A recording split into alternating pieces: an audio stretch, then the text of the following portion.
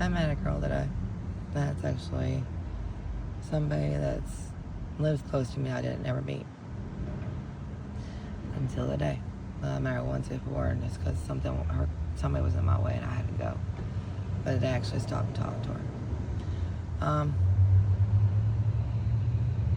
I really hope that you men can actually see the pain in our eyes when we talk about stuff we're healing.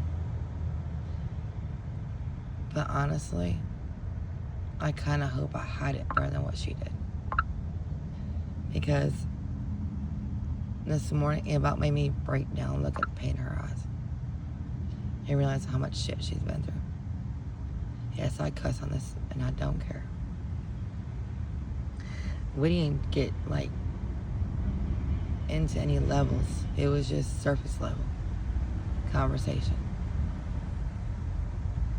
And I really, really, really hope y'all realize when y'all damage us that way, and we take the time to heal and fix ourselves, we ain't letting anybody that freaking close again with that much hurt. Not only will I walk away, I will run. I will pat my car down and move to a different state at this point. I'm already running from having feelings for somebody. If somebody hurts me that way again, if I don't hide their body and they never find it, and they never can prove it was me, then I might just pat my car down and move to a different state. Because realizing how much hurt we show y'all, and y'all still do it again to us, y'all are more than less than cowards. Y'all are just worthless men. Because y'all ain't men, you boys. Y'all don't deserve women. Y'all deserve girls who want shiny things that y'all can't afford. That's what y'all deserve.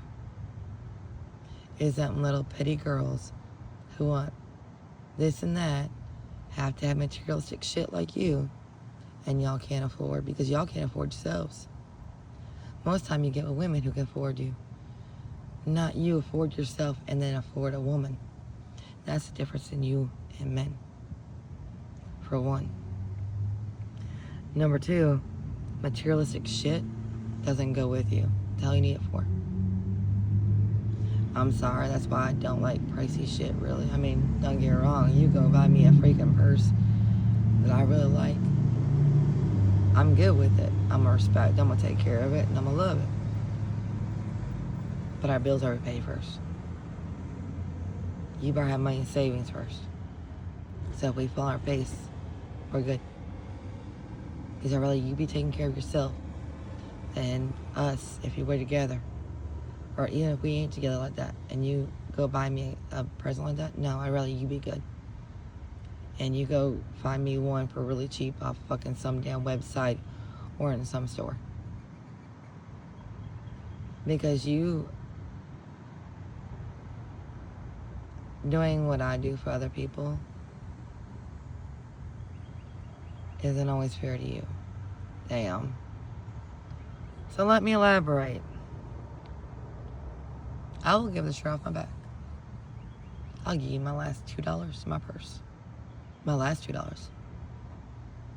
I will do anything to help somebody else. But I don't expect it in return.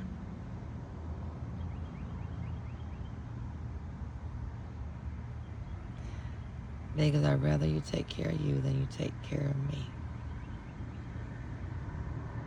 On so many levels. Now if we're together, I'd rather you take care of us. But see, with my ex, it wasn't us thing. It was at one point.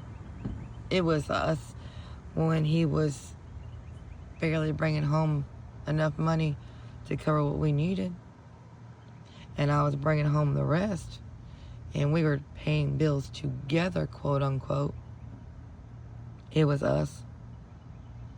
But when it became him making more or me making more, it was his and mine. He started it and I finished it. And yes, I still paid all the bills. Even when he made more money than me. Why? Because I didn't know I could handle it when he left. Because if he didn't leave soon, I was kicking him out.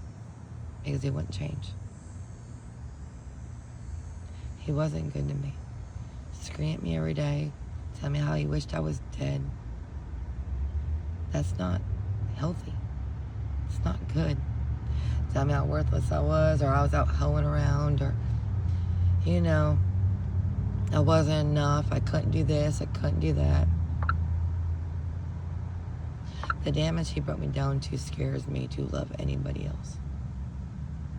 Yes, not gonna lie. I'm healing from the damage.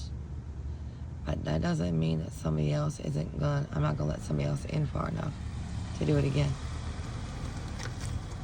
Because I don't want to not love again. Which means I have to let somebody else in that far to be able to break me again that far and damage me again that far.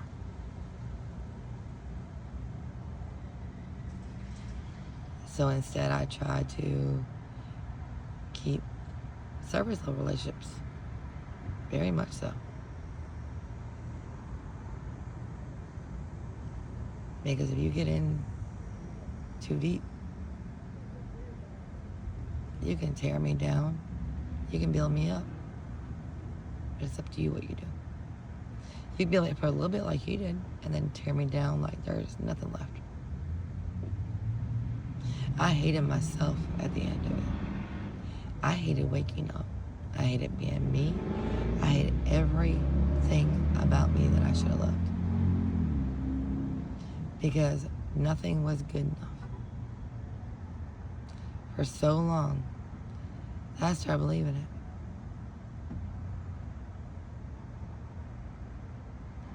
it. Yeah.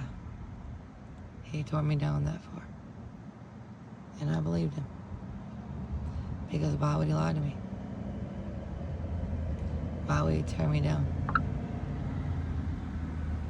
To control me? To a certain point, he did that. The rest of it was to beat me down so I wouldn't get back up.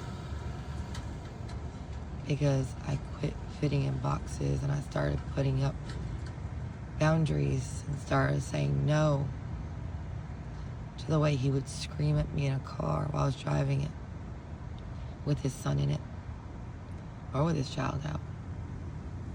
To the fact that he would tell me, Christmas, we're buying this for his son, that's it. No, your money's buying that. My money's buying this. And yes, I will tell you one thing, my son knew the difference. He knew exactly what I bought him and what his dad bought him. Because his dad would be like, here's a present. I don't know if you'll like it or not. How you gonna say that to a child? That child opened up, looked at me and said, thank you, Bethy. That's it. I didn't need nothing else from him. But it took me cussing his dad out to go get me a gift. To get a gift. When I did all that for his son and him. I even bought his family one time Christmas. And no, I didn't do it out of being an asshole. Actually, I had kindness in my heart.